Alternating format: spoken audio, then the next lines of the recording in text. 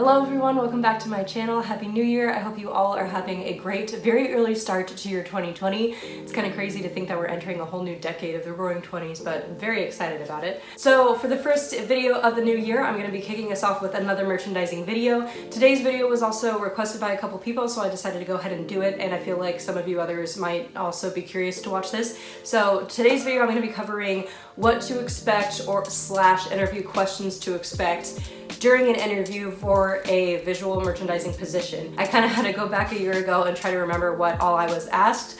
But they're kind of basic questions in any interview, really. Like, in any interview, you have to sell yourself, really, to show why you would be a good fit for that brand or for that company. So I'm gonna kind of go over like what my interview was like. I had about 2 or 3 interviews, about kind of what my interview process was like and others on what to expect and how to be more prepared for interviews. So I think this is gonna be just a really fun video to do. If you're enjoying these merchandising videos, please give this video a thumbs up and subscribe. We'll go ahead and get ready for the video. I was gonna say interview. I'm already getting ahead of myself. First things first, let's just talk about wardrobe, which I think is very important. I always believed that having a good wardrobe and good, it's your presentation of yourself. You want to dress where you're most confident and comfortable and professional looking, and that's the first thing that they see about you and what they take in, and it's before they even really talk to you or interview you. They see how you present yourself and how seriously you take yourself. So I always like to keep it simple but classic, you know, like if you just want to have a simple button-down shirt, blazer, nice dress pants, nice shoes or flats, maybe even mules, I think would be really cute. And none of this has to be expensive. You can literally get all of these things at Target, which is like my safe place. So super easy, but you just want to look clean and, you know, ready for the job. If I want to go into detail, I'll make sure that my hair looks nice, manicure, nails. I don't want it to look like, you know, even just like clean nails. I don't want my nails to look like picked at or anything like that. I think that's just like a really good thing because you're going to be shaking hands. With me, I talk with my hands a lot of the time, so you just kind of want to make sure that, you know, there's detail, because if you're applying to be a merchandiser, attention to detail is key. So that's just kind of like my little 2 cents there, at least. Okay, so basically they'll ask you like, how much experience have you had? For me, I actually never really held the position of a merchandiser before. I had been in retail for quite a few years, as I told you guys before, and so I basically told them like I was never given the opportunity, but I was extremely interested. Whenever their merchandising opportunities became available in other companies, I'd always be like, hey, do you need help? Can I get trained on this? So I got like a little bit here and there from each place that I worked at. But I never actually got like the title, but it was always my interest. And then I'd also just kind of come in with, you know, I am certified in merchandising. I got the Fashion Industry Essential Certification through Parsons Teen Vogue by Yellow Brick, which I'll have the link below if you want to sign up for that as well. So I was kind of talking to them about that, and I also told them, you know, what focuses of that work. So I'm like, yeah, I studied like marketing. I am, you know, I'm knowledgeable about all this. I've studied it, and I've also had hands-on experience, which is huge. You know, so it's like I've dabbled in both. I know what I'm doing. Another really great thing to bring along on an interview, especially for something like this that's creative, is a portfolio, which would be amazing. If you apply and you can like attach a Google Drive document or something that has your portfolio in it, or if you're able to print out photos from past displays that you've done that you're really proud of, I would highly recommend bringing those in as well. I think that they're just great to show like physically. Like you can talk yourself up all you want, but I think to have the visual proof to back yourself up and say, hey, like look at this is what I've done, and just kind of things like that, I think would be really beneficial. And as a part of the schooling that I did with Parsons Teen Vogue, the last project I had to do to earn my certificate, I got to build a portfolio, so it was like a 2-for-1. It was really easy to have that presentable for a job interview, so that worked out really well.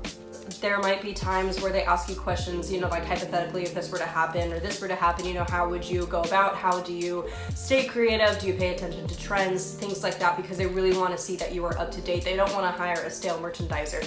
They want to sell their product, essentially. And if you were able to create something that's really dynamite and beautiful and is really going to attract customers in and be like, wow, you know, and just have them see something in a different way, maybe that they wouldn't have seen something in before, that's what they want. So they want to make sure that you're going to be up to date and you're going to be ready to, you know all the latest trends, you know, stay in with the seasons. You know, like Christmas just passed. It is so easy to capitalize on Christmas and really create wonderful holiday displays and really give people that cozy holiday feeling. So things like that they really want to know too. I think a really big question too was, why would you be a great fit for the brand?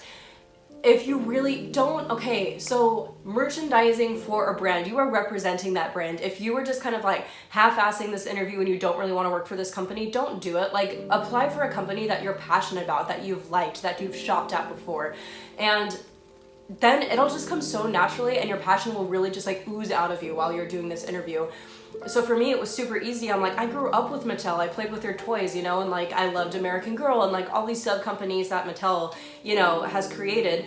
And it's just really easy. You're not even like selling yourself. You're just speaking honestly. You're like, I've loved this brand. I've grown up with it. I remember looking at the magazines. I just always was a part of it, and I want to recreate that now as your merchandiser. Like, come on, that's just such a good selling point.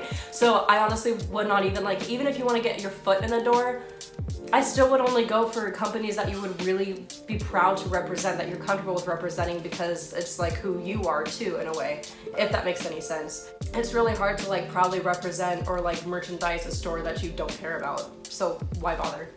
Also, a big question would be like, what are your leadership skills like? So they'll also probably ask you things like, you know, again, hypothetical situations, because if you're a merchandiser, you're gonna have to kind of lead people to help you create displays or product launches, so they wanna know that you're comfortable with like coaching people and directing people, and that you're gonna be doing a good job at it, and it's not gonna come off across as like bossy or, you know, rude or unprofessional or things like that.